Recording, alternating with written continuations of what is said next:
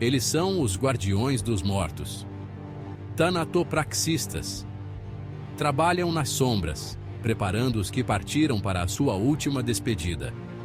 É um dever solene, envolto em mistério.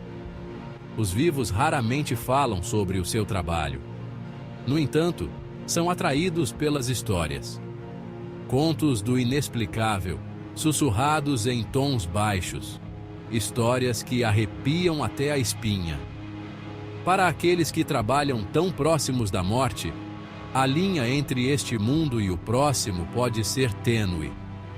Alguns tanatopraxistas testemunharam coisas que não conseguem explicar, coisas que desafiam a lógica e a razão, acontecimentos que desafiam a nossa compreensão da vida e da morte. Estas são as suas histórias. As histórias são frequentemente contadas em tons baixos. São passadas de um tanatopraxista para outro. Uma história partilhada de inquietação. Cada conto é único, mas todos partilham um fio condutor, uma sensação de pavor, uma sensação desconcertante de que não estamos sozinhos, que algo permanece além do véu da morte. Estas não são histórias para os fracos de coração.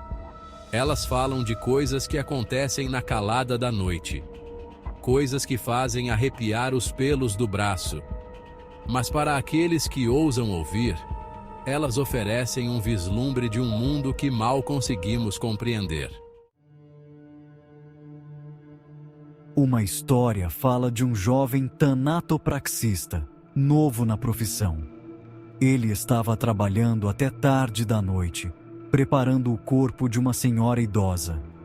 A sala estava silenciosa, exceto pelo zumbido do sistema de ventilação. Quando ele se virou para pegar seus instrumentos, ele viu. O corpo se moveu. O jovem congelou, seu coração batendo forte no peito. Ele olhou para o corpo, sua respiração presa na garganta. A mão se contraiu novamente. Ele sabia que era impossível. A mulher havia partido. No entanto, seu corpo se moveu. Ele fugiu da sala, para nunca mais voltar. Outra história fala de uma voz. Uma tanatopraxista estava trabalhando sozinha, preparando um corpo para o enterro. A funerária estava vazia. O único som era o murmúrio suave do rádio no canto. De repente, ela ouviu uma voz, clara como o dia, sussurrando seu nome. Ela se virou, procurando a fonte da voz. A sala estava vazia. Os sussurros continuaram, ficando mais altos, parecendo vir das próprias paredes. Ela correu da sala, convencida de que a voz pertencia aos mortos. Talvez a história mais perturbadora seja a do cadáver sangrando. Um tanatopraxista experiente estava trabalhando no corpo de um jovem. O homem tinha sofrido um acidente de carro. Seu corpo estava quebrado e machucado. Enquanto eu trabalhava, notei algo estranho. Sangue estava escorrendo das feridas. E isso era impossível. O corpo havia sido drenado de sangue e embalsamado. No entanto, sangue fresco continuava a fluir. Observei horrorizado enquanto o sangue se acumulava na mesa. Um lembrete horrível de que a morte nem sempre significa o fim. Eu não conseguia escapar da sensação de que o espírito do jovem estava preso, seu sangue vital um símbolo de seus assuntos inacabados. Nem todos os encontros são tão dramáticos. Às vezes, é uma sensação, uma presença que causa arrepios na espinha, um observador invisível na escuridão da noite, uma frieza que permeia o ar, apesar do calor da sala. Essas ocorrências sutis são talvez as mais perturbadoras.